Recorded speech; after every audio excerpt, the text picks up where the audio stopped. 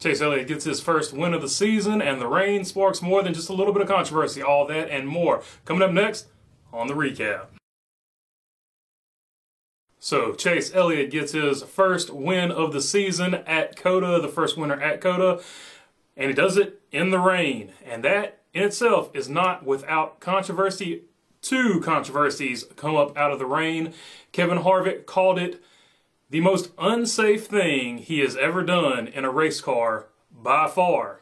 So we'll start with that controversy first.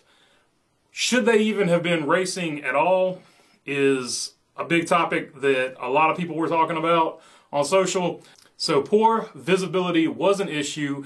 There was a wreck involving Kevin Harvick, Michael McDowell, Martin Truex Jr., Cole Custer, Bubba Wallace, and maybe one or two others. I think Ryan Blaney might have been in it. And it was because of poor visibility due to the rain. The water was sitting on the track, and the rooster tails created by the tires were making it just impossible to see. Guys were slowing down because they couldn't see, and because they slowed down, people ran into them. And like I said, Kevin Harvick said it was the most unsafe thing he's ever done in a race car, ever in his life. And so a lot of people are saying they shouldn't have been racing. A lot of people are like they should have thrown the caution before everybody wrecked and drive the track off a little bit to knock those rooster tails down just a little bit so the racing would have been safer. I think it was okay to race, and I think NASCAR, for the most part, is on top of this type of stuff. But I think they missed it here. But I know at Daytona they did stop it because of poor visibility. And they should have stopped this one this time because of poor visibility before people wrecked.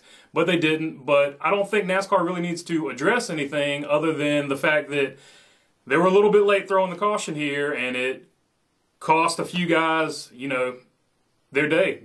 That was not the only controversy caused by the rain, as NASCAR called the race early, and the leader was your fan favorite perennial vote, Chase Elliott, and he ends up getting the win.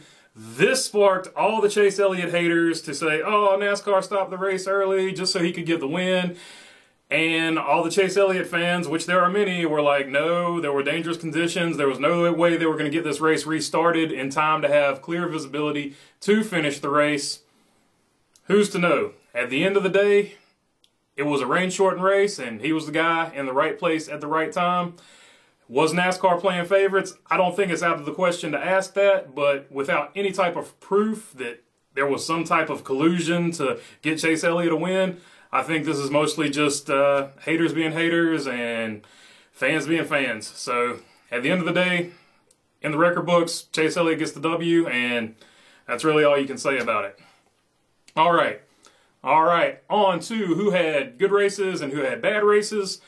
Ross Chastain with his career best ever finish of 4th, and the guy is kind of on a roll. He has 9 top 20s in his last 10 races, so that guy is starting to get a little bit of a hot streak going. Looks like he's starting to figure out this car. He's not really known as a road racer, but he was just driving super aggressive in that rain, and he found some speed that other guys were not willing to take the risk to find. He put on a heck of a performance. A good race for Ross Chastain. Chris Buescher started 28th, finished 13th, and he also signed a contract extension with Roush. So Chris Buescher is having a pretty good week himself. Ryan Preece started 36th, finished 15th. He is a man who is sort of in limbo. He doesn't even know if he's going to finish out this season, so it was a good run for him and good to see that. And Chase Briscoe had a career best finish, I think, of 6th, and he started 27th. So all those guys made huge runs. Also a shout out to Kaulig Racing and AJ Allmendinger, a road course ringer, of course. But Kaulig Racing, of course, going full-time next year, so they're off to a pretty good start with AJ Allmendinger.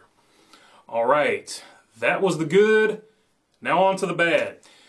Daniel Suarez broke his transmission before the race started, and then in the race itself, he broke the transmission again. He finished 33rd. Last week, he was on the good list. This week, on the bad list. Another guy that was on the good list last week is Bubba Wallace, and this week on the bad list, got in that wreck, as I mentioned earlier. He finished 39th, killing some momentum that he potentially had going, and it's really going to hurt him in the points. Kevin Harvick, also with a poor race, involved in that wreck with Truex and Custer, 35th and 36th respectively for those two.